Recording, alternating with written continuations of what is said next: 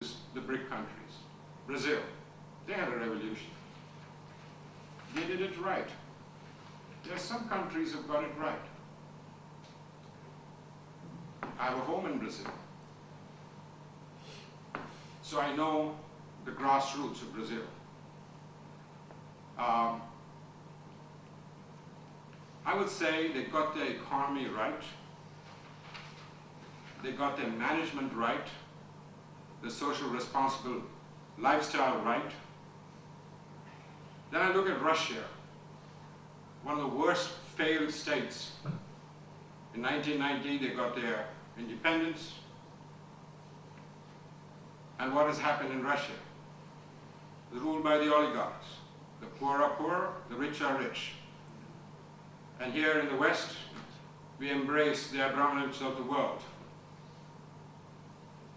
So, that's another failed state. Look at China. I have business in China.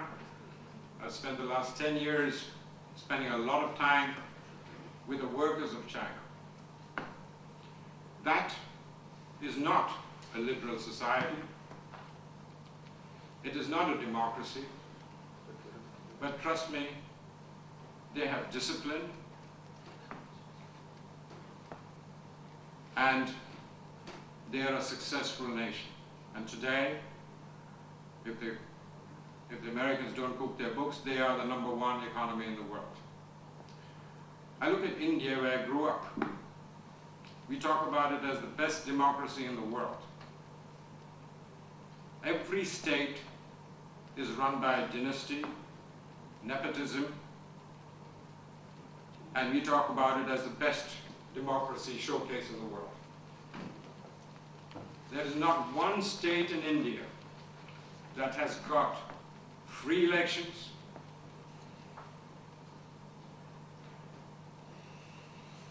it's a dynastic rule. 3 families have ruled India since independence. So what kind of democracy is that? So, I think we have a golden opportunity today of what is happening in the MENA region. A fantastic opportunity to get it right. One, we have a vibrant young population, 50, 60% below the age of 30. Not old cronies like us, they're young, dynamic. They're literate. Very high percentage of Middle Eastern people are literate. I think we are, what's the right word I'm trying to find? I think we should respect the people in the Middle East and stop trying to tell them or serving them our medicine.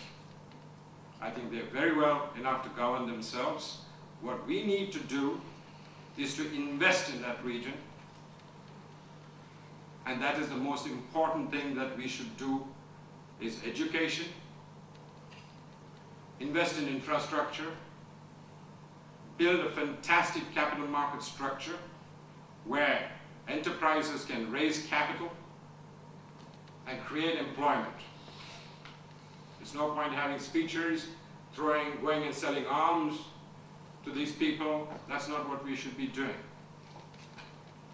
I think we should also stop thinking that Islam needs to be marginalized. The Arabs need to be marginalized. I think this whole debate about Islam, Arab, I think that's a bogeyman theory. We've had bogeymans all our life. We had communism, we had Cuba, we had China. We need a bogeyman. We have Al-Qaeda, they don't even exist. We have 1.6 billion Muslims. We've got 2 million terrorists. All of Islam, I'm not Muslim by the way, so don't get carried away thinking that I'm some Muslim fanatic here, I'm not. 2 million terrorists, trillions of dollars, just to hunt them down. I mean, it's a joke. I mean, how dumb can we be? So, But we need a bogeyman to help us with our arms industry. So if you don't have a bogeyman, where are the Americans going to see? Look at all if you look at the economic facts, the number one earner of every main country, US, UK, France, guns and ammunition. So if they don't have a bogeyman, so now the next bogeyman is going to be in the Middle East. Gaddafi, I think somebody mentioned here, you didn't vote for this bombing of Gaddafi. Your vote is marginalized. They need to sell arms. So you could be in the House of Parliament, House of Commons, you can say whatever you want, but this country's economy is based on defense. Forget about everything else. We've forgotten our manufacturing, we've forgotten a lot of things. So it's obvious that we need to have a war, we need to have terrorism to continue this economic cycle. I come from a Wall Street background. I know if you work in a Wall Street environment, it's the worst place to work, by the way, because it's full of greed, everything else, that all goes with it. But by just sitting on that screen and watching that screen, you can tell what's going on in the world and what is affecting what and how politics plays this game. So let's take their own medicine and try to make something right in the MENA region. I think we should start with regeneration.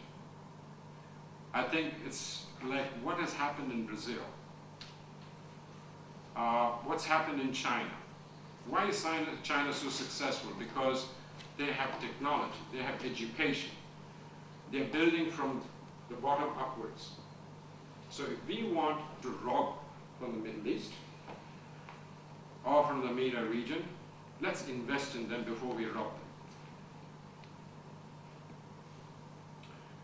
I think that's important. So I see the Middle East is one of the richest regions in the world. Oil, good people. I mean, look at this Twitter revolution. I mean, for them, technology is child's play for the people in the Middle East. So, if I look at Egypt, I look at Turkey, I look at Tunisians, I mean, they are smart people. Some of them work for me. If I had an opportunity to select between an Asian, a Middle Eastern, a Chinese, or a European, I don't want to say this, but the fact is, the people in the Middle East are very smart and very hardworking. So you wouldn't take the European? I didn't say that. You're okay. I didn't say that. Oh, I bet But you what I'm did. saying is that Yeah, there is there's a lot of talent out there, so don't underestimate the Middle East. No. And plus, I say that the Middle East is going to be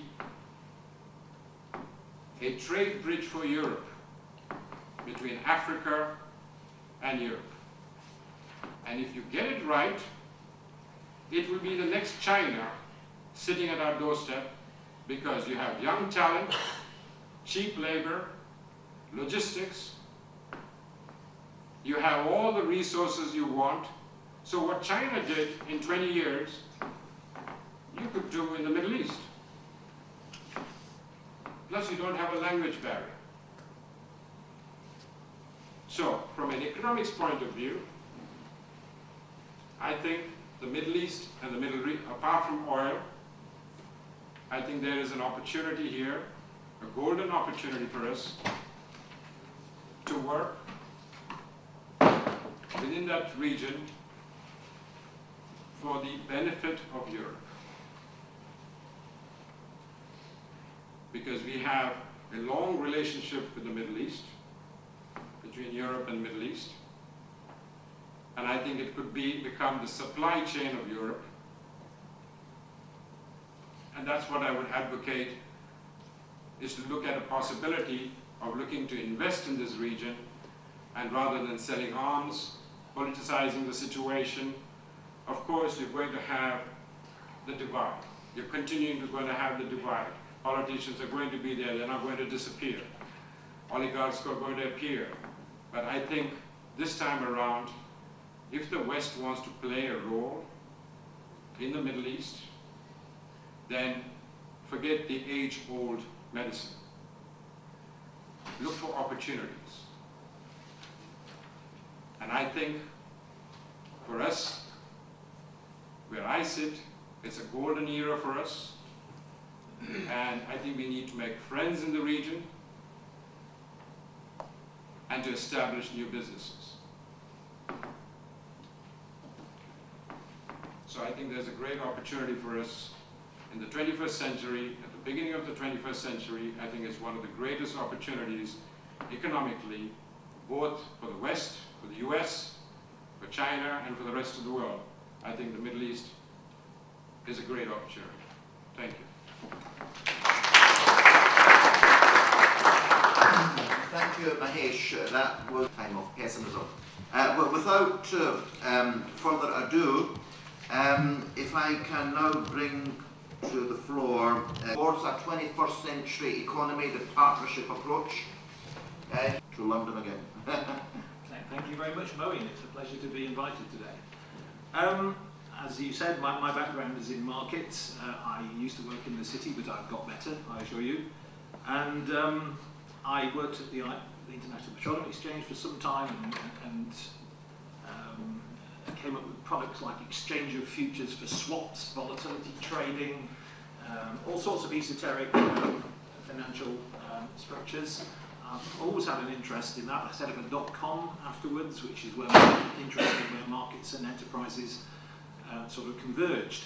And with a background in, I suppose, a jack of all trades, accountancy and legal experience going back 25, 30 years, I came to the conclusion, having spent 3 years banging my head against a brick wall with a .com that I set up, that you can't solve 21st century problems with 20th century solutions or even earlier. And my colleague here touched upon this. I'm talking about legal solutions. I had two sort of epiphanies, if you might call it, in the last, which really struck home the effect of the internet. One was the fact that a 19-year-old invented music sharing online. Who here has heard of Napster? Anybody? Napster? He single-handedly destroyed the business model of the global music industry. And it hasn't got better, and it never will. It has to change. They have to